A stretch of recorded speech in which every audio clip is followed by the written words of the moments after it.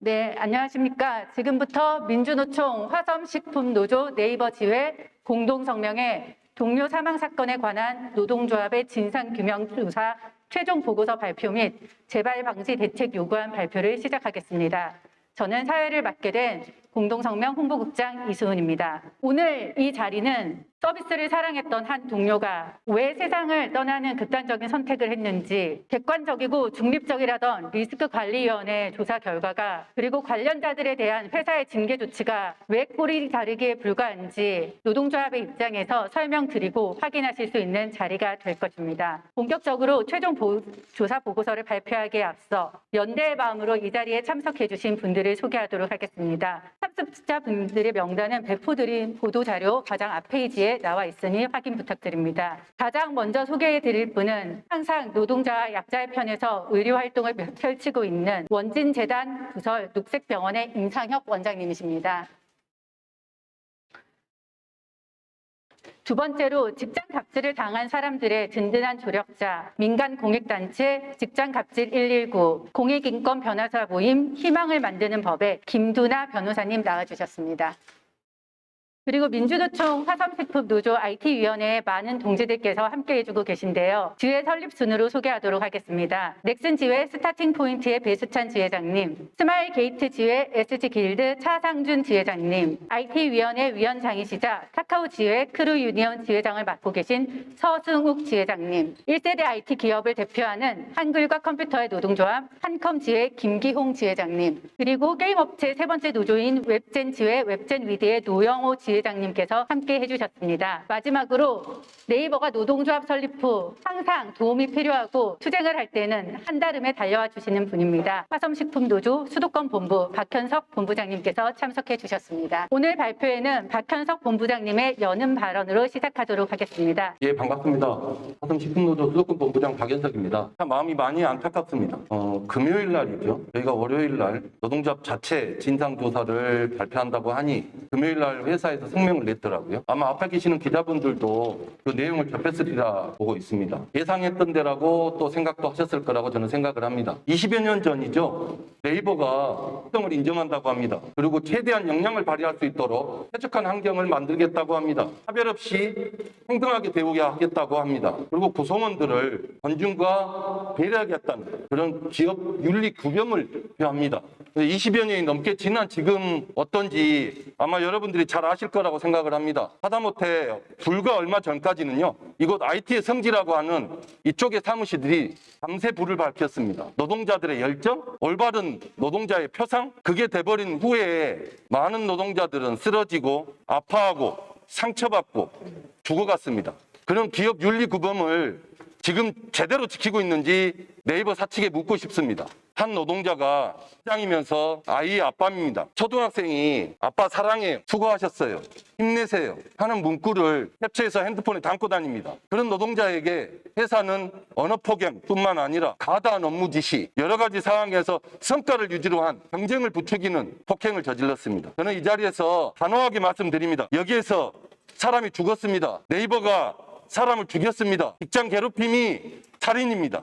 저희는 화섬식품노조로 많은 단사들이 있습니다. 그중에서도 IT 단사들이 상당히 많습니다. 아까 말씀드렸다시피 여러 단사들에서 고충받고 억압받고 탄압받는 노동자들 이대로 둬서 될 것 같습니까? 더 이상 얼마나 현장에서 쓰러져야 되고 죽어가야 합니까? 얼마나 가족들한테 상처 남기고 아이들한테 큰 상처 줘야 됩니까? 그리고 남아있는 동료들은 또 어떻습니까? 지켜주지 못해, 살펴주지 못해 그 트라우마에 시달리는 동료들 계속 이 자리에 머물러야 됩니까?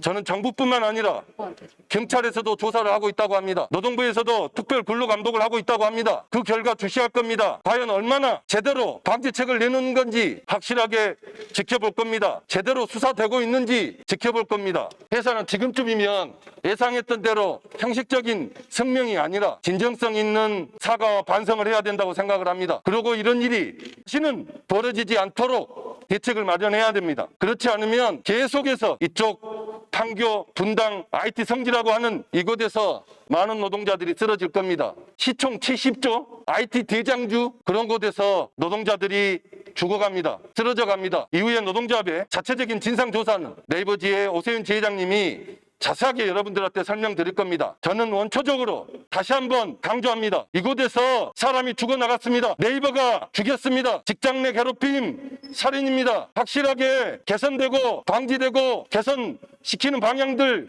제대로 지켜보도록 하겠습니다. 마치겠습니다. 네, 박현석 본부장님의 발언이었습니다. 말씀드린 것처럼 조사 결과에 대한 보고는 부장이 진행하도록 하겠습니다. 공동성명 지회장 오세훈입니다. 네, 고인의 죽음에 대한 진실 규명과 재발 방지를 위한 실태 조사 결과를 보고드립니다. 공동성명은 고인의 사망과 관련하여 약 3주일간 고인의 조직원을 포함한 지도 조직원 50여 명과 퇴직자 10여 명 등 총 60여 명 이상의 조사를 진행했으며 조사 결과는 각 조사인이 특정되지 않도록 정리했습니다.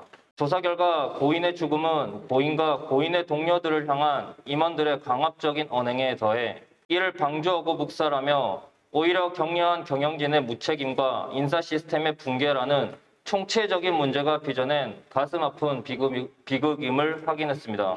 고인의 죽음의 원인을 공동성명은 크게 아래 3가지로 파악을 했습니다. 첫째, 야간 휴일, 휴가 중에도 업무를 진행해야 할 만큼 과도했던 업무와 이를 정상적으로 수행할 수 없게끔 한 상급자의 인력 통제와 불분명한 업무 지시입니다. 둘째, 해결이 불가능한 무리한 업무 지시, 부당한 업무 지시와 모욕적인 언행을 포함한 회사 생활 전반에서 폭력적인 협박과 이를 거부할 수 없도록 만든 임원의 절대적인 인사권입니다.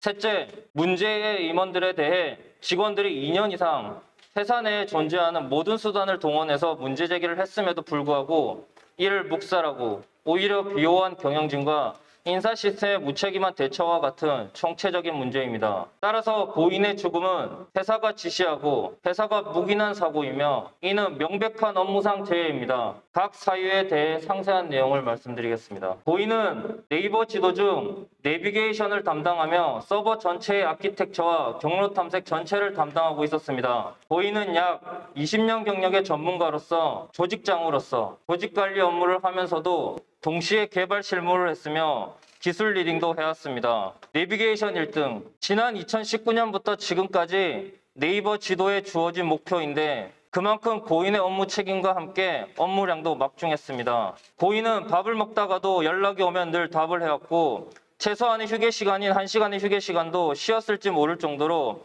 회의나 업무 진행을 해왔다고 합니다. 고인은 조직 내에서 가장 이른 시간에 업무를 시작했고 휴일, 주말도 없이 밤 10시, 11시에도 업무를 수행했습니다. 특히 5월 내비게이션 출시를 위해 올해 초부터 일이 더욱 많아졌습니다. 그러나 임원회의 등은 고인이 주어진 업무를 정상적으로 수행할 수 없도록 했습니다. 기존의 지도 내 다른 조직에서 담당하던 각종 업무들이 고인의 조직으로 이관되었음에도 인력은 배정받지 못한 채 업무만 과중되었습니다. 조직원의 이탈도 문제였습니다. 임원회의는 조직원들의 이탈에 대해 고인의 책임을 강하게 물었습니다. 그러나 실제로 이탈한 고인의 조직원은 임원 A 때문이었으며 이런 상황에 고인은 심리적 고통을 느끼며 힘들어했습니다. 신규 채용마저 쉽지 않았습니다. 조직장들은 주변을 물색하여 신규 채용을 하려고 했으나 이미 업계에 임원회의에 대한 소문이 좋지 않아 다들 입사를 꺼려했습니다. 임원회의는 개발 조직의 모든 신규 채용의 서류 전형부터 면접까지 통제하였고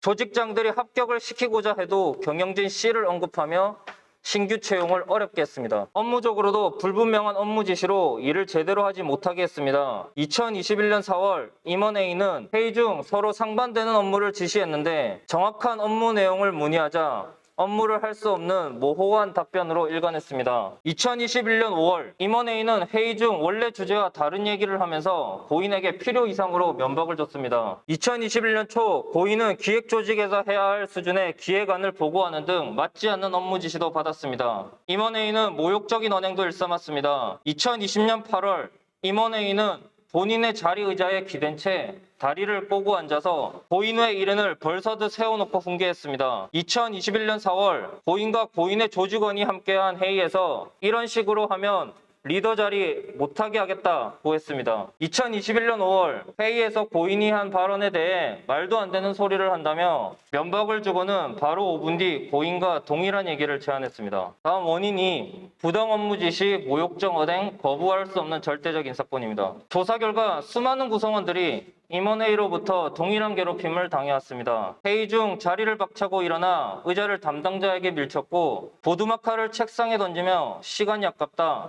조직장은 뭐 하는 것이냐 등 강하게 질책했습니다. 임원회의는 회의 중 말도 안 되는 이야기를 한다면서 발언자의 목에 걸린 사원증 목줄을 당겼다가 놨다 하는 동작을 했습니다. 공개적인 자리에서 조직원의 배를 꼬집으며 살을 빼지 않으면 조직원들에게 밥을 사라고 했습니다. 조직원이 동석한 자리에서 조직장에게 조직을 해체시키겠다, 조직원을 다른 곳으로 전배시키겠다와 같은 얘기를 수시로 해왔습니다. 임원회의에 발언에 문제를 제기하자 일 그만하고 싶냐? 상급자인 임원에게 말하겠다는 발언도 했습니다. 조직원들에게 회사가 이 정도 연봉을 주는데 여기서 이런 업무를 하는 것은 안 맞지 않느냐와 같이 위협을 가하는 발언을 많이 했으며 회사의 평가 절차를 어기면서까지 조직원의 보상을 절반으로 삭감시키거나 다른 임원이 평가하는 조직원에게도 최하 평가를 부여하는 등 불이익도 줬습니다. 임원 B도 마찬가지로 고인을 힘들게 했습니다. 임원 B는 고인의 조직장이 아님에도 고인에게 시간을 가리지 않으며 업무를 지시했으며 고인은 밤낮으로 즉각적으로 답을 했습니다. 임원 B는 여럿이 있는 사내 메신저 대화방에서 고인을 향해 배째기도 정도껏 이제 와서 딴소리한다, 개발기책 사유라는 등 공개적으로 강하게 비난했습니다. 고인은 이런 상황에서 힘들어했습니다. 고인 A 외에도 임원 A와 임원 B로 인해 수명 이상이 스트레스로 인한 불면증과 우울증 등에 시달리며 병원 진단과 치료를 받았다고 밝혔으며 수명 이상이 휴직한 것을 확인했습니다. 그러나 고인은 이와 같은 부당한 지시에도 회사의 인사체계상 이를 거절할 수 없었을 것입니다. 왜냐하면 임원 A의 평가에 따라 고인의 연봉 인상률과 인센티브 수준이 전적으로 결정되는 것은 물론 스톡옵션의 부여와 부여된 스톡옵션의 회수, 조직장 해임이나 조직의 해체, 업무 변경 등 모든 인사 조치를 결정할 수 있었기 때문입니다. 이번 조사 결과 이런 문제들은 임원 B 역시 동일했습니다. 임원 B는 회의의 절반을 험담했을 정도로 공개적인 험담을 많이 했습니다. 하는 일에 비해 연봉이 높다, 걔는 잘라버려야 한다, 다 잘라버리고 사람 새로 뽑아서 하겠다, 걔는 왜 그런 식으로 생각하는지 모르겠다, 또라이 아니냐? 걔는 일을 시키면 항상 늦고 변명만 한다, 시키는 대로 할 것이지 왜 토를 다냐? 다른 사람은 이 정도 경력에 더 많은 일을 하는데 왜 넌 그런 일도 못하느냐?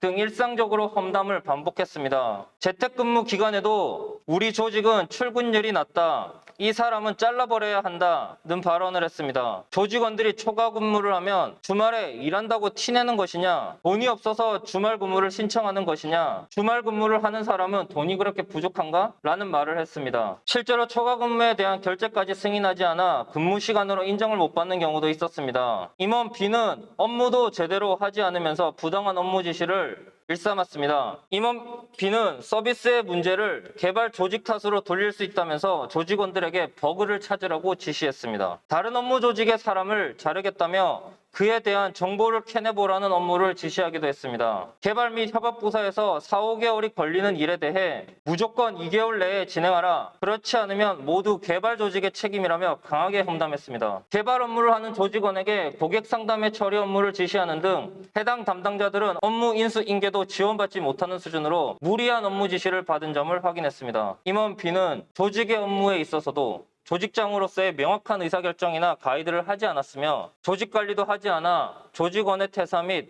신규 입사에도 아무런 소개도 하지 않았습니다. 임원 B에게 지급되는 조직 운영 경비도 어떻게 사용되는지 조직원들이 확인하기 어려웠습니다. 임원 B는 임원이자 조직장으로서 업무 지시는 물론 조직원의 평가 및 보상, 전배, 스톡옵션 등 말 그대로 조직원의 인사 전반을 모두 결정할 수 있었습니다. 따라서 임원 B의 조직원들 역시 고인과 마찬가지로 임원 B의 모욕적 언행이나 무리한 업무 지시에도 대항하기라는 불가능했습니다. 네, 원인 3. 지속적 문제 제기에도 묵살 및 비호한 경영진 인사 시스템입니다. 이런 상황에서 직원들은 지난 2년이 넘는 기간 동안 회사에서 할 수 있는 모든 수단을 동원해서 문제를 제기하고 이를 해결하려고 했습니다. 2019년 1월 31일 지도 서비스 개발 인원 60여 명과 임원 A, 경영진 C가 모인 회의에서 임원 A는 자신의 과거 부적절한 행위가 일부 사실이라고 답했습니다. 경영진 C는 임원 A에게 문제가 있으면 본인에게 말을 해라. 본인이 책임지겠다라고 말을 했습니다. 이후 2019년 5월 17일 고인을 포함한 14명의 조직장이 경영진 C를 찾아가 면담을 했습니다. A의 숱한 문제점들을 얘기했으며 이로 인한 업무적, 심리적인 괴로움을 토로했습니다. 경영진 C는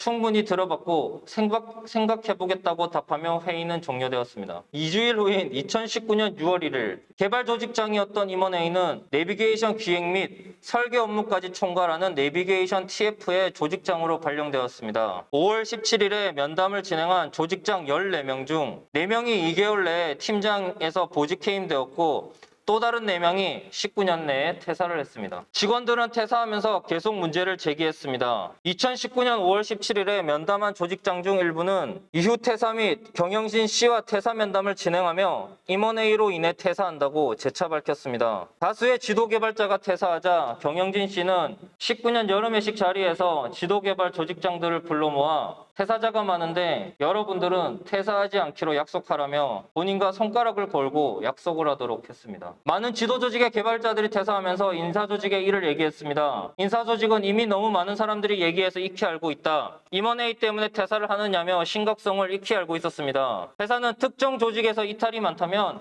지표와 직원분들의 면담 결과 등을 종합적으로 살펴본다고 했습니다. 그러나 2019년부터 이어진 많은 퇴사에도 불구하고 당시 조직장인 A와 B는 2020년 2월 임원으로 선임이 되었습니다. 직원들은 상향평가로도 문제를 제기했습니다. 2019년 말과 2020년 말 적지 않은 수가 임원 A 및 임원 B에 대한 낮은 평가를 줬고 특히 단도적인 평가에 부정응답을 한 직원도 있었습니다. 필수 항목이 아닌 주관식 평가에도 함께 일하고 싶지 않음, 커뮤니케이션에 문제가 있음 등 직접적으로 문제를 제기한 구성원도 적지 않았습니다. 회사는 조직장의 평가는 특히 더 중요하게 살펴보고 있으며 특히 단도직입 평가에 부정응답이 한 건이라도 있으면 더 상세하게 살펴보고 있다고 했습니다. 또한 그 결과는 경영진 보고 후 CRC 대표 등 상위 조직장에게도 알려 필요한 조치를 검토한다고 했습니다. 그러나 2019년에 진행된 상향평가 중 부정적인 평가가 다수 발생했으며 특히 적인 평가에 대해 부정평가를 받은 것이 명확함에도 당시 조직장인 A와 B는 2020년 2월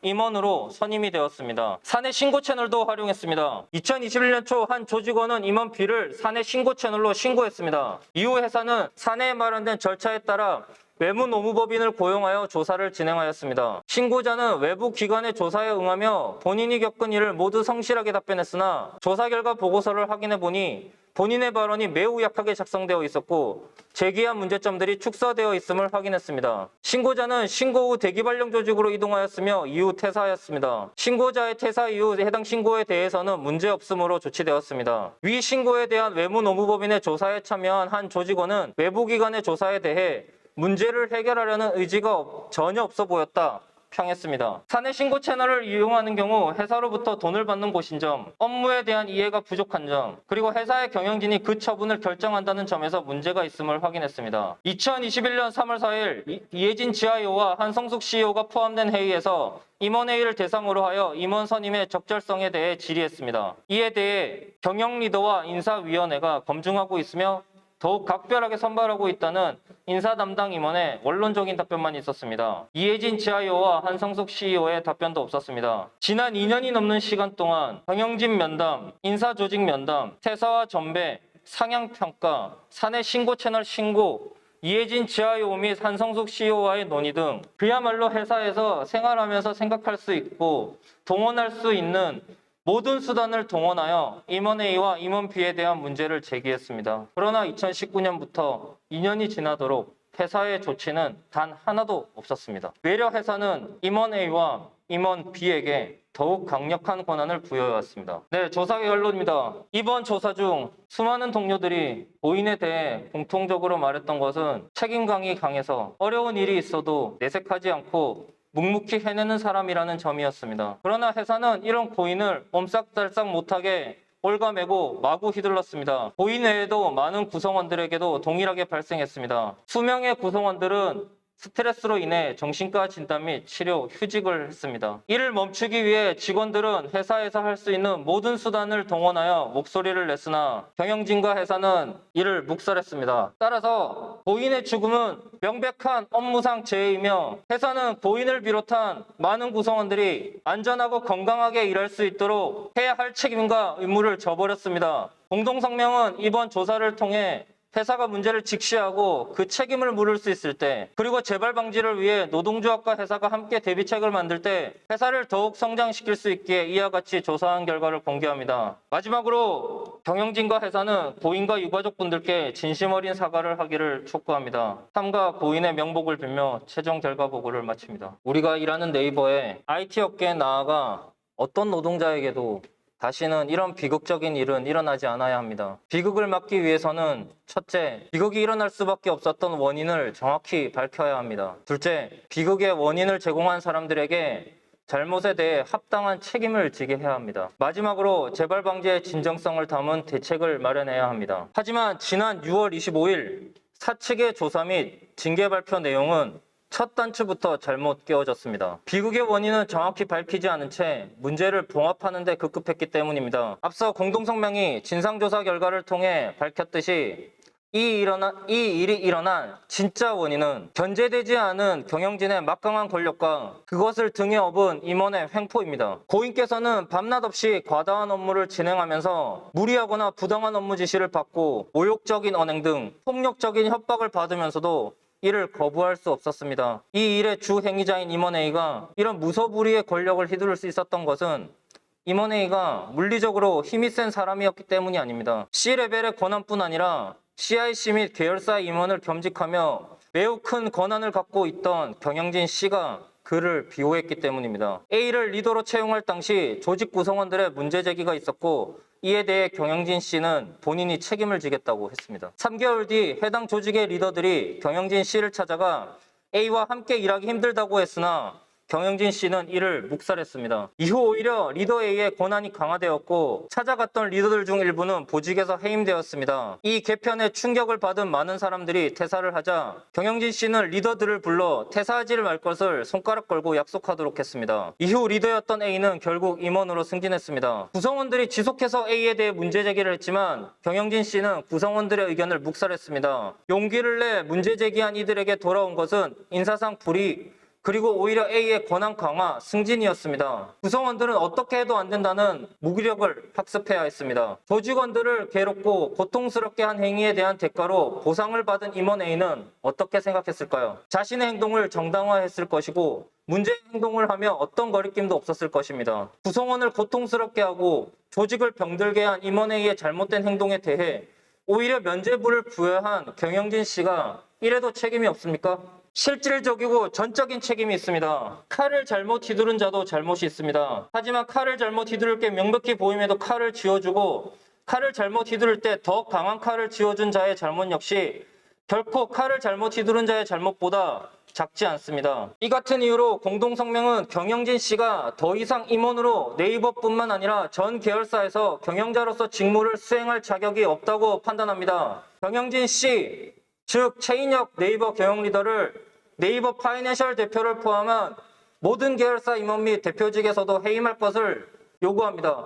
또한 조사 과정에서 임원 B 또한 임원 A와 매우 비슷한 형태로 권력을 등에 업고 지속적으로 고인을 포함하여 구성원들을 괴롭혀온 것을 확인했습니다. 조사 과정에서 상당수 전현직 직원들이 임원 B로 인해 받은 엄청난 업무적 심리적 스트레스를 호소해왔습니다. 임원 B에 대한 직장 내 괴롭힘 신고도 있었으나 오히려 신고자가 퇴사를 하는 결과가 나왔습니다. 노동조합의 조사 과정에서 드러난 임원 B의 괴롭힘의 정황을 단순한 개인의 일탈 행위로 치부하고 묵살한다면 우리는 사측의 재발 방지에 대한 의지를 의심할 수밖에 없습니다. 공동성명은 고인에게 부당한 업무 지시를 내려 고인의 힘듦을 가중시킨 것은 물론이고 다른 구성원들을 고통스럽게 한 임원 B 또한 해임할 것을 요구합니다. 공동성명은 고인에게 부당한 업무 지시를 내려 고인을 힘듦을 가중시킨 것은 물론이고 다른 구성원들을 고통스럽게 한 임원 B 또한 해임할 것을 요구합니다. 사람을 존중하지 않는 사람과 우리는 함께 일할 수 없습니다. 회사에서 할 수 있는 최대한의 조처는 해임입니다. 단 현재 진행되고 있는 특별근로감독의 수사 결과 형사상의 책임이 밝혀진다면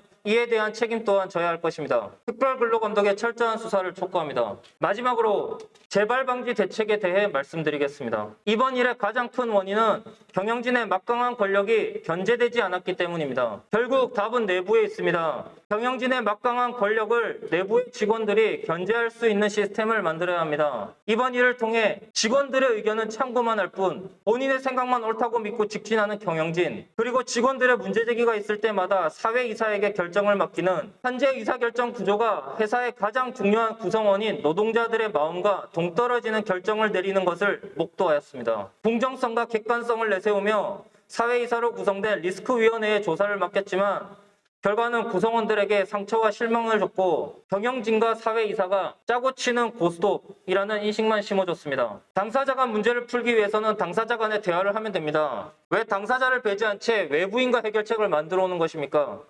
경영진에 경고합니다. 자꾸 당사자 간 풀 수 있는 문제를 외부로만 돌리지 마십시오. 의견을 들어는 볼게. 결정은 내가 하는 거야. 이건 중세시대 왕이 백성들의 의견을 듣는 방식입니다. 건강하게 성장하는 회사를 위해서는 경영진이 직원들의 의견을 청취하고 결정하는 일방향식 소통이 아니라 직원들의 의견과 경영진의 의견이 대화를 통해 합의를 이루는 양방향식 소통 구조가 만들어져야 합니다. 이 양방향식 소통을 대한민국은 헌법의 노동상권을 통해 보장하고 있습니다. 이게 바로 경영진의 막강한 권력을 내부의 직원들이 합법적으로 견제할 수 있는 시스템입니다. 그래서 정확하게 요구합니다. 재발방지대책위원회를 노동상권의 주체이자 네이버의 교섭대표 노동조합인 공동성명과 함께 꾸리기를 요구합니다. 그리고 재발대책위에서 아래와 같은 사항을 논의하기를 촉구합니다. 첫째, 직장 내 괴롭힘 등 내부 채널을 통한 신고부터 조사 징계 결정까지 책임지는 기구를 노사 동수로 구성합시다. 신고자가 두려움 없이 신고하고 신원보호에 대한 확신을 가질 수 있으며 분리조치 등에서 신고자만 피해를 입는 상황을 막고 공정한 조사가 이루어질 수 있게 위해서는 해당 기구는 반드시 노사 동수로 구성이 되어야 합니다. 만약 직장 내 괴롭힘 신고가 제대로 처리되는 선례가 있었다면, 사람들이 힘들 때 믿고 신고할 수 있는 기구가 있었다면 비극적인 일을 막을 수도 있었을 것입니다. 둘째, 조직장에게 과도하게 몰려있는 권한을 축소해야 합니다. 기본적인 인사 권한에 객관적인 기준이 없는 평가 권한이 사실상 조직장에게 일임되어 있으므로 조직장의 말을 거스를 수 없는 조직 문화가 만들어집니다. 연봉, 인센티브에 대한 평가 권한만 해도 큰데 스톡옵션, 강화형 스톡옵션에 대한 회수 권한까지 더해졌습니다. 조직장에게 잘못 보이면 스톡옵션을 회수당할 수도 있다는 계약 조건은 조직원이 조직장에게 옴짝달싹 못하는 족쇄로 작용하였습니다. 성과지상주의가 낳은 과도한 줄 세우기는 자율성을 고사하고 부당한 지시를 거부할 수 없고 폭력적 언행에도 문제제기조차 할 수 없는 심각한 상황을 만들었습니다. 현재 보상은 사실상 조직장이 100% 관여할 수 있습니다. 가령 이 보상 중 90%가 조직장이 관여할 수 없는 영역에 있었다면 이런 일은 일어나지 않았을 것입니다. 조직장의 권한을 얼마나 축소할지, 조직장이 관여할 수 없는 보상의 비중은 얼마나 할지, 이 보상을 결정할 객관적인 기준은 어떻게 만들지 등은 대책위 내에서 노동조합과 사측이 치열하게 토론하여 합의점을 찾아야 합니다. 셋째, 좋은 리더십을 만드는 노사 공동 시스템을 구축하여 이 일의 가장 큰 원인이었던 소수 경영진의 권한 독점 문제를 해결해야 합니다. 우선 경영진 및 임원들의 문어발식 겸직을 금지하여 새로운 리더들을 키울 수 있는 토양을 만들어야 합니다. 다수에게 더 많은 권한을 가질 기여를 부여하되 리더들을 구성원들이 견제할 수 있는 리더십 검증 시스템을 만들어야 합니다. 리더십 검증 시스템은 리더에 대한 직접적인 검증뿐 아니라 리더십 설계, 교육, 평가 후 피드백 등이 포함되어야 할 것입니다. 좋은 리더십은 상위 리더의 지시만을 따르는 것이 아니라 조직 구성원들의 의견을 존중할 줄 아는 것입니다. 따라서 구성원들을 대변하는 노동조합과 함께 이런 시스템을 설계하고 운영해 나가야 합니다. 리더십 검증 시스템이 제대로 갖춰져 있었다면 이렇게 문제 있는 리더가 책임 리더가 되어 많은 사람들을 고통스럽게 하는 일은 없었을 것입니다. 네이버의 전 계열사의 사원분들께 호소드립니다. 이젠 정말 우리가 네이버를 바꿔야 합니다. 경영진에 견제되지 않는 권력을 이대로 놓아두어서는 우리의 일터에서 우리는 행복할 수 없습니다. 우리가 자율권을 갖고 업무를 더 수행하고 불합리한 지시에 대해 단호하게 아니라고 할 수 있을 때 우리는 행복할 수 있습니다. 이 일에 대한 경영진의 답변은 그냥 하던 대로 우리가 알아서 개선점을 찾겠다는 것입니다. 이제 우리가 결정할 시간입니다. 이전처럼 경영진이 알아서 하는 대로 믿고 기다릴 것인지 아니면 이번에는 그들의 생각을 바꾸고 이 지긋지긋한 일방통행식 구조를 깨고 이 회사의 주체로서 회사의 시스템을 새롭게 설계할지 결정해야 합니다. 공동성명은 이번만큼은 물러서지 않으려 합니다. 최인혁 대표 및 임원회의가 이 일에 제대로 책임을 지고 물러나고 노동조합과 대책위를 구성하여 대화를 통해 문제를 해결해 나가겠다는 결정이 이루어질 때까지 절대 물러서지 않겠습니다. 감히 부탁드립니다. 노동조합과 함께 해주십시오. 노동조합 스태프들은 내일부터 출근길 피켓팅을 시작합니다. 동참하실 분들은 출근길에 잠시 멈춰서서 피켓을 함께 들어주십시오. 그린팩터리를 함께 에워싸고 우리의 뜻을 명확하게 보여줍시다. 그럼에도 바뀌지 않는다면 우리 모두 급획 앞에서 한날 한시에 모여 우리의 뜻을 보여줍시다. 이번만큼은 물러서지 맙시다. IT업계에 계신 노동자분들께 호소드립니다. 네이버에서 벌어진 이 문제가 낯설지 않을 것입니다. 이런 비극적인 일이 있었음에도 바뀌지 않는다면 IT업계는 계속 이렇게 사람들의 희생을 요구할 것입니다. 하지만 네이버에서 변화를 만들어낸다면 그 변화는 바로 업계 내 다른 회사로 이어질 것입니다. 연대를 부탁드립니다. 시민 여러분들께 호소드립니다. 네이버는 일하는 우리들이 자부심을 갖고 행복하게 일할 수 있는 회사가 아니었습니다. 이제 네이버는 일하는 우리들이 자부심을 갖고 행복하게 일하며 창의성을 마음껏 발휘하여 서비스를 만드는 회사로 거듭나려 합니다. 네이버 서비스를 이용하는 시민들 분께서도 행복할 수 있는 서비스를 만들어 나가겠습니다. 끝까지 관심과 연대 부탁드립니다. 마지막으로 경영진과 회사는 고인과 유가족분들께 진심 어린 사과를 하길 촉구합니다. 다시 한번 상가 고인의 명복을 빕니다. 감사합니다. 네, 이상으로 노동조합이 준비한 진상조사 최종 보고서 발표와 대책 요구안까지 발표를 마쳤습니다. 발표가 다소 좀 길어진 점이 있는데요. 현재까지 진상 보고를 들으시고 네이버의 문제를 들으신 각계 전문가들께서 어떤 견해를 갖고 계신지 이야기를 듣는 자리를 마련하도록 하겠습니다. 먼저 원진재단 부설 녹색병원의 임상영 원장님께서 최종 보고를 들으신 소감을 한 말씀 해주시겠습니다. 예, 반갑습니다. 저는 녹색병원의 원장 임상혁입니다. 먼저 고인의 명복을 드리겠습니다. 잠깐 제 소개 드리면요. 아마 우리나라에서 최초로 직장 내 괴롭힘이라는 말을 도입했던 사람이 아닐까 이렇게 생각이 됩니다. 우리 희망법에 김 변호사님도 나와 계시지만 희망법 사람들이 같이 연구를 했고 많은 연구들을 했던 사람입니다. 최근에는 한 2년 전에 서울의료원에서 간호사가 자살을 했던 그런 사건이 있었지요. 서울시에서 진상대책위원회를 꾸렸는데 제가 그 위원장을 맡아서 약 1년 정도의 조사와 결과들을 발표했던 그런 경험이 있습니다. 사람들은 네이버 다니는 노동자가 자살한다는 것에 대해서 잘 이해를 못합니다. 그렇게 어렵지도 않고 좋은 직장인데 왜 하필이면 그렇게 돼? 이런 얘기들을 누구나 다 할 것입니다. 그런데요, 여러분, 사람이 자살한다는 것, 그것은 그 사람이 가지고 있는 이성적인 생각에서 더 이상 갈 수 있는 곳이 없습니다. 자기가 할 수 있는 마지막 선택입니다. 가족이 있는 것도 다 알고 있습니다. 내가 죽으면 우리 아이들이 얼마나 슬퍼할지, 나는 부모님은 얼마나 슬퍼할지 다 알고 있으면서 이 사회에서, 이 세상에서 유일하게 선택할 수 있는 것이 자살이기 때문에, 그래서 마음이 약해서 그렇다 그런 것이 아니라 이분들에겐 탈출구가 없었고 아무도 손을 잡아주지 않았고, 제가 몇 년 전에 얘기해도 되겠죠. 제가 한겨레 신문에서 재미있는 그런 기획을 했었는데 뭐냐면 기업들을 좀 평가하고 기업들이 이런 어떤 좋은 회사인지 이런 것들을 좀 이렇게 알리는 그런 기획 기사들을 냈었습니다. 저희가 마침 그때 위원으로 참여해서 네이버 IT의 대표적인 기업인 네이버 이런 데를 같이 갔는데요. 네이버 진짜 참 좋은 회사입니다. 참 좋은 회사였는데 하면서 그때 네이버 평가하면서 아마 그때 한겨레 기사를 지금도 있으면 보시면 되겠지만 굉장히 좀 우려스러운 부분이 있었어요. 이게 굉장히 자율적이고 그런 회사들이 보통 IT라고 생각을 했는데 네이버는 그러지 않고 좀 통제적이고 비민주적이고 그런 모습들이 너무 많아서 적이다라고 생각을 했었는데 차마 제가 그 말은 못했는데 그리고 나서 이렇게 비극적인 일이 벌어지고 말았어요. 여러분이 우리가 이렇게 직장 내 괴롭힘이 많은 회사들은 특징이 있습니다. 어딘가요? 제일 많은 곳이 어딘가요? 요새 언론에 많이 나오죠. 병원에 있는 간호사가 사망했다는데 그 병원이 그렇습니다. 직장 내 괴롭힘이 심한 회사는 두 가지의 특징이 있는데요. 하나는 굉장히 폐쇄적이라는 것. 두 번째는 굉장히 전문화되어 있다는 것. 세 번째는 위계 질서가 정확합니다. 기자 여러분 저희 방송국 여러분 글 쓰시는데요. 기자 방송국 다 마찬가지입니다. 위계질서 엄격하고 그렇죠. 그래도 기자들은 노동조합 있어서 한번 항의도 하고 이러지만 뭐 굉장히 힘든 것도 이론이고 그렇습니다. 네이버가 바로 그런 것이 아닐까 생각이 오늘 지회장님 발표를 들으면서 폐쇄적이고 전문가로서의 자기네 대해 세계만 가지고 있고 굉장히 권위적인 이러한 것이 결국 가까운 사람의 목숨을 잃게 하는 그러한 것들을 이뤄내지 않았나.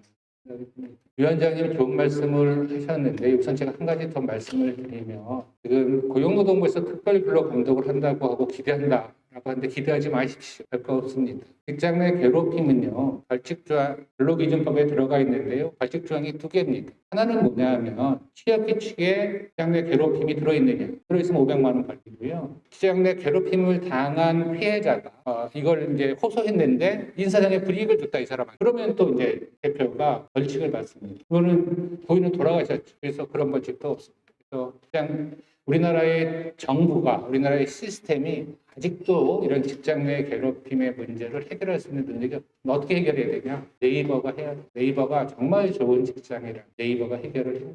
여기 뭐라고 그러나요? CEO라고 그러나요? 대표이사라고. 대표이사 겸 CEO가 바로 오늘 당장 네이버는 자신은 직장 내 괴롭힘이 없는 직장이라는 걸 선언하셔야 돼요. 네이버에 다니는 모든 직원은 노동의 인권을 보호하고 하겠다라는 것을 선언해야 돼요. CEO의 의지가, 대표이사의 의지가 있을 때만 직장 내 괴롭힘이 없어지기 때문에 그렇지 않다면 다 큰일이 될 수도 있어요. 그래서 노동조합은 항의하고 투쟁할 것입니다. 대표이사가 제대로 정신을 차리고 정말로 좋은 직장인 네이버에서 다시는 이런 비극이 없어지도록 한다. 바로 기업의 가치로, 기업의 철학으로, 기업의 문화와 정책으로 선언하는 것이 노동조합에서 굉장히 좋은 얘기를 해주셨는데요. 노사 동수의 대책위를 꾸리는 것은 굉장히 중요합니다. 거의 모든 전 세계에 이런 문제가 있는, 아니 문제가 없더라. 직장 내 괴롭힘이 의심된다 있을 것이라면 노사가 항상 얘기하고 해결을 하기 위해서 같이 노력합니다. 너무나 당연한 얘기이고요. 이거는 반드시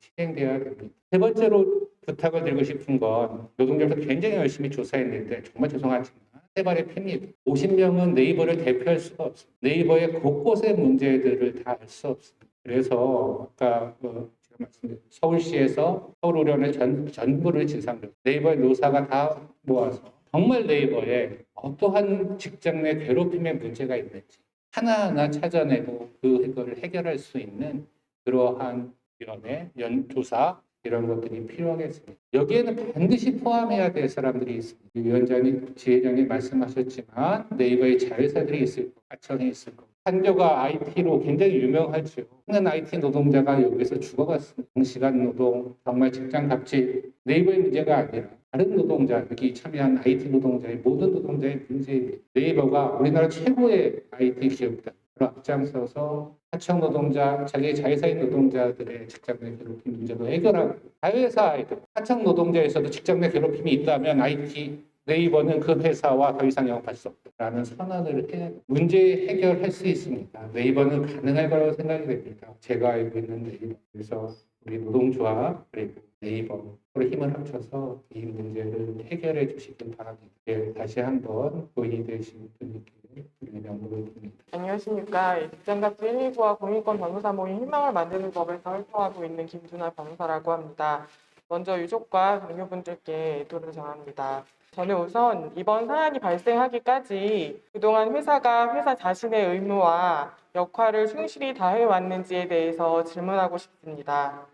다들 아시다시피 노동자는 존엄을 지닌 인격체이고 당연히 일을 하는 과정에서 인격권과 건강권과 같은 기본권을 침해당해서는 안 됩니다. 따라서 회사는 노동자가 노무를 제공하는 과정에서 어떤 심한 정신적인 스트레스라든지 신체적 스트레스에 노출되지 않도록 필요한 조치를 취해야 될 의무를 부담하게 됩니다. 우리 법원은 그런 회사의 의무를 근로계약상 보호 의무 또는 안전배려 의무라고 정하고 있습니다. 그리고 회사는 산업안전보건법에 따라서도 근로조건을 개선을 하고 그리고 적절한 환경을 조성해서 노동자들의 어떤 신체적 피로라든지 또는 정신적 스트레스로 인한 어떤 건강 장애를 예방해야 할 의무도 법적으로 부담하고 있습니다. 이런 회사의 의무에는 이번 사안과 같이 직장 상사의 폭언이나 모욕적 언행이나 부당한 업무 지시 그리고 과도한 업무 등으로 노동자가 어떤 신체적, 정신적 고통을 당하지 않도록 적절한 조치를 강구해야 할 의무도 당연히 포함된다고 할 것입니다.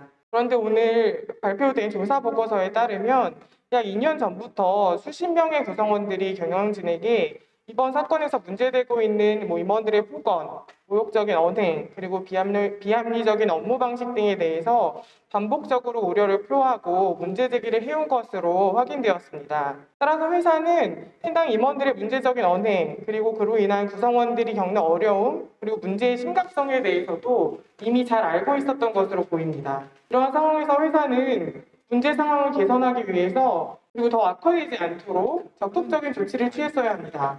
구성원들을 보호하기 위해서 필요한 조치를 했어야 했고 구성원들에 대한 의무를 자신의 법적 의무를 다해야 했을 것입니다. 그리고 조사 보고서에 따르면 고인을 비롯한 여러 직원들이 이 문제 임원들로부터 폭언, 모욕적 언행 등을 아주 반복적으로 오랫동안 겪어온 것으로 보입니다. 해당 임원들의 이런 언행은 이미 앞에서도 말씀하셨다시피 이제 업무상 적정 범위를 넘어선 것으로 근로자에게 신체적, 정신적 고통을 주거나 어떤 근무 환경을 악화시키는 행위로서 근로기준법에서 분명하게 금지하고 있는 직장 내 괴롭힘에 해당한다는 것이 명백합니다.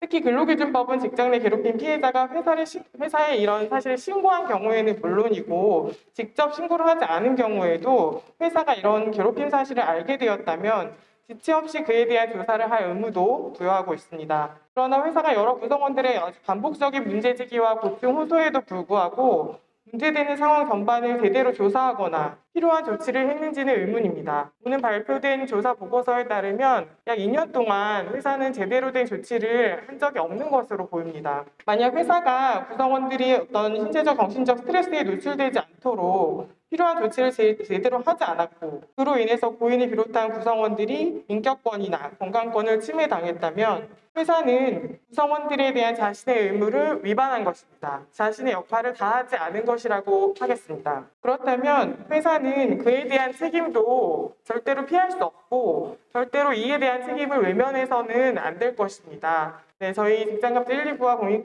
공인권 변호사모 희망을 만드는 법에서도 향후 네이버의 대책이나 대응에 대해서 끝까지 같이 지켜보도록 하겠습니다. 네, 마지막으로 다시 한번 고인의 명복을 빌겠습니다. 예, 김두나 변호사님 멀리서 오셔서 말씀 정말 감사드립니다. 마지막으로 저희 민주노총 화성식품노조 IT위원회 위원장이신 서승욱 카카오 크루유니언 지회장께서 연대 발언을 해주시겠습니다. 네, 저는 오늘 IT 업계 노동자들을 대변하고자 나왔습니다. 네이버 루비에 마련된 분향소에는 네이버 동료들뿐만 아니라 수많은 IT 기업 노동자들이 함께했습니다. IT 기업들이 모여있는 블라인드 IT 라운지에는 수백 개의 추모글이 올라왔고 한겨뿐만 아니라 먼 곳에서 퇴근 후에 분향소를 다녀가신 분들을 기억합니다. 네이버에서 일어난 안타까운 죽음에 그렇게 많은 IT 노동자들이 함께 공감하고 함께 분노했습니다. 왜 이렇게 많은 공감을 일으키고 있는지 우리는 짐작할 수 있습니다. 고인이 겪은 일들이 바로 내가 겪었거나